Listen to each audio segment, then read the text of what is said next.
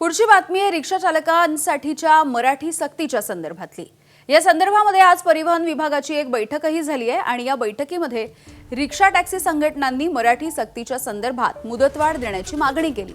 यावरती मंत्री प्रताप सरनाईक यांनी भूमिका स्पष्ट केली आहे। मुदतवाढ देण्याची तयारी दाखवली, पण मराठी बोलणार नाही ही मुजोरी खपवून घेतली जाणार नाही असा इशारा देखील त्यांनी दिलाय।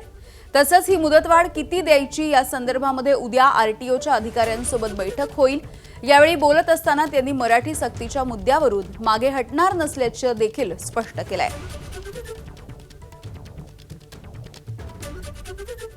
तुम्ही जर असं म्हणाल की नाही आम्ही महाराष्ट्रात राहू, व्यवसाय करू, आम्ही रिक्षा चालू, आम्ही टॅक्सी चालू, परंतु आम्ही कुठल्याही परिस्थितीमध्ये हिंदीमध्येच बोलणार, मराठी बोलणार नाही, हे चालणार नाही। आणि जे माझी भूमिका आहे त्या भूमिकेशी ते स्पष्टपणे सहमत होते। त्यांनी मुदत मागितलेली आहे आणि मुदत मागत असताना सुद्धा त्यांनी जबाबदारी सुद्धा घेतलेली आहे।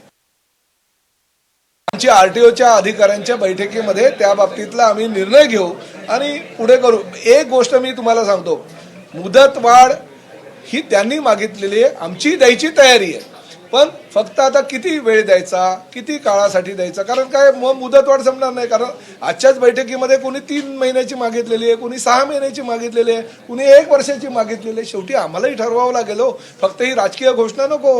उद्या जर 3 महिने झाले, 6 महिने झाले आणि कोणी मराठी बोललाच नाही तर आम्हाला शेवटी पकडणार सर्वसामान्य जनता हे आम्हाला।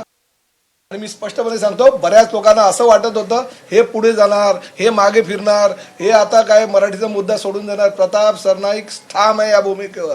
कुठल्याही परिस्थितीमध्ये महाराष्ट्रामध्ये जर व्यवसाय करायचा असेल, तुम्हाला जर काम करायचं असेल तर मराठी अनिवार्य आहे, मराठी यायलाच पाहिजे।